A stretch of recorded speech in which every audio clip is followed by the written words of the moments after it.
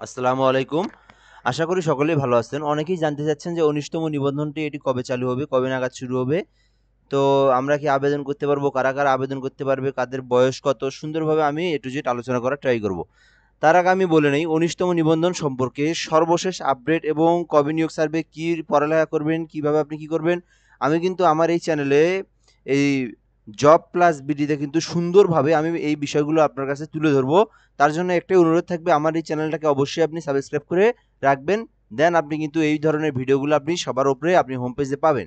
তো চলুন শুরু করা যাক। তো ষষ্ঠতম আবেদনের সুযোগ পেতে যাচ্ছেন ৩৫তম উদ্ধৃত। তো এটা আমরা একটু আলোচনা করব। তার আগে আমি বলে নেই যে ১৯তম নিবন্ধনটা কবে সার্কুলার প্রকাশ করা হবে।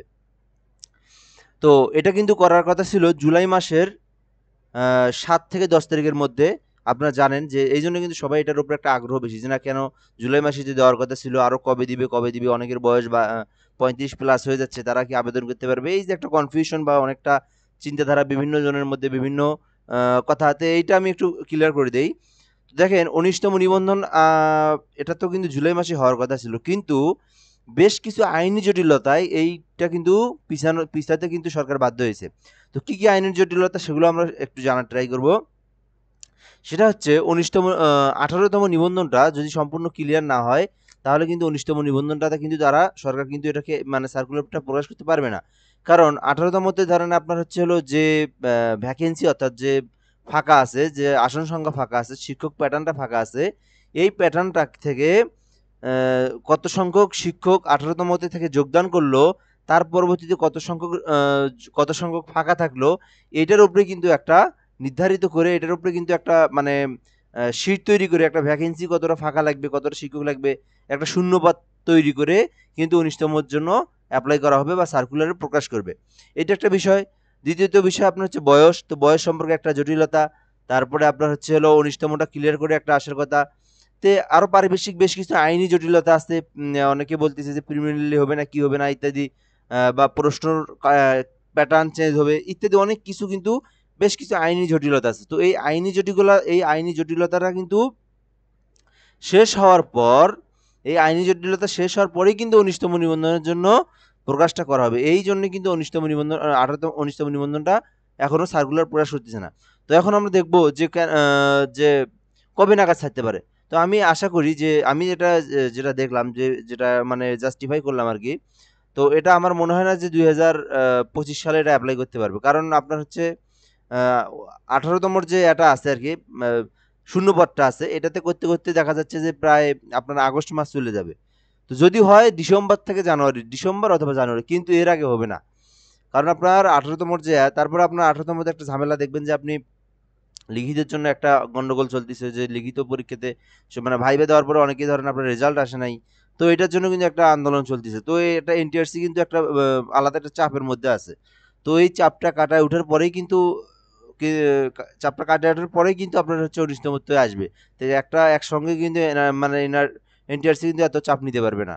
তো এইজন্য আমি বলব আপনারা ধৈর্য ধরেন, আপনারা প্রিপারেশন নেন। আশা করা যায় যে দ্রুতই এই নিয়োগটা সার্কুলারটা প্রকাশ করা হবে। তবে ডিসেম্বরের আগে মনে হয় না এটা সম্ভব হবে। তো ডিসেম্বর থেকে জানুয়ারির মধ্যেই অবশ্যই প্রকাশ হবে। এটা তো মানে আমি যেটা বুঝলাম। তো এখন আমি বলব যে আপনার বয়স যদি বয়স আপনার ৩৪, আপনি কি আবেদন করতে পারবেন? বা আবেদন করার কতদিন পরে আপনার পরীক্ষা হবে? তো আমার যদি তখন বয়স না থাকে, তো আমি একটু ক্লিয়ার করে নেই। আপনার বয়স যদি হয়, আমি একটু ক্যালকুলেশন থেকে একটু বলে দেই, বুঝাই। তো মনে করেন আজকে হচ্ছে হলো ডিসেম্বরের ২ তারিখ। সার্কুলারটা প্রকাশ করছে, হ্যাঁ? ডিসেম্বরের ২ তারিখে সার্কুলার প্রকাশ করছে। তো এখন আপনার বয়স হচ্ছে হলো ৩৫, বা মনে করেন আপনার আবেদনের এখনো যোগ্যতা বা সময় আছে। আবেদনের দিন আজকে আপনার হচ্ছে হলো ২ তারিখে আপনার প্রকাশ করছে, আবেদনের দিন আপনার সময় আছে। তো এখন আপনি বলবেন যে হচ্ছে এমসিকিউ বা প্রিলিমিনারি আসতে আমার বয়স শেষ। ভাই, আপনার বয়স শেষ হোক, কোনো সমস্যা নাই। আপনার আবেদনের দিন, আবেদনের সময়, আবেদন করার সময় যদি আপনার বয়স থাকে, তাহলে আপনি আবেদনের যোগ্য, তাহলে আপনার আর কোনো সমস্যা নাই। এখন ৩ বছর পরেও যদি আপনার হচ্ছে পরীক্ষা হয়, তবুও কোনো সমস্যা নেই। তো এটাই হচ্ছে বিষয়, বয়সের বিষয়ে। তো আমরা একটু দেখব, দেখেন একটা নিউজ দেখাবো আপনাকে দ্য ডেইলি ক্যাম্পাস থেকে। তো দেখেন এখানে ৬ষ্ঠতম গণবিজ্ঞপ্তিতে আবেদনের সুযোগ পেতে যাচ্ছেন ১৮তম শিক্ষক নিবন্ধনে চূড়ান্তভাবে উত্তীর্ণ ৩৫ উদ্যোগী। তো এটা একটু বিষয় দেখে যে হাইকোর্টে রিট করছে, তারা দিছে। তো যাদের বয়স যে বেশি হয়েছে, মানে ধরেন আপনার হলো আবেদনের পরবর্তীতে তারা যাদের মনে করেন এই যে 1 বছর চলে গেছে আবেদনের করার পর, 18তম তে যখন 35 বছর ছিল আবেদন করছে, এখন তার বয়স প্রায় ধরেন 36।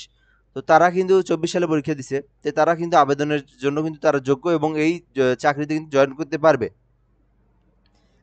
তাদের বয়স যতই হোক এটা নিয়ে কোনো সমস্যা নেই। রিট করে কিন্তু তারা পাইছে। দেখেন একটু পড়ে দেখাই আমি। তিনি আরো বলেন, হাইকোর্টের দেওয়া আদেশের বিরুদ্ধে আজ বৃহস্পতিবার চেম্বার কোর্টে আপিল করে এনটিআরসি। তবে এনটিআরসির এই আপিল খারিজ করে দেন বিচারপতি রেজাউল হক। একই সঙ্গে আমাদেরকে আবেদনের সুযোগ দেওয়ার নির্দেশ বহাল রাখেন। তো প্রসঙ্গত 23 সালে 2 নভেম্বর 18তম শিক্ষক নিবন্ধন পরীক্ষায় বিজ্ঞপ্তি প্রকাশ করে এনটিআরসি। ওই বিজ্ঞপ্তি অনুযায়ী ফেনীর রুহুল আমিন আরাফাত সহ 65 জন প্রার্থী 18তম নিবন্ধন পরীক্ষায় অংশ নিয়ে এমসিকিউ লিখিত ও মৌখিক পরীক্ষা দেন। তো দেখেন আপনি যদি হলো লিখিত পরীক্ষা সবকিছু উত্তীর্ণ হন, আপনাকে আপনার বয়স কিছু হোক আপনাকে কিন্তু নিতে বাধ্য। ঠিক আছে?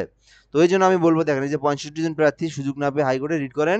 পরবর্তীতে রিটের শুনানি অনুযায়ী বিচারপতি আকরাম হোসেন চৌধুরী, ফয়েজ আহমেদ হাইকোর্টের বেঞ্চে 18তম নিবন্ধন সনদধারী 65 প্রার্থীকে আবেদনের সুযোগ প্রদান দেওয়া হয়। মানে সুযোগের আদেশ দেওয়া হয়। তো তাদেরকে কিন্তু সুযোগ করে দিছে।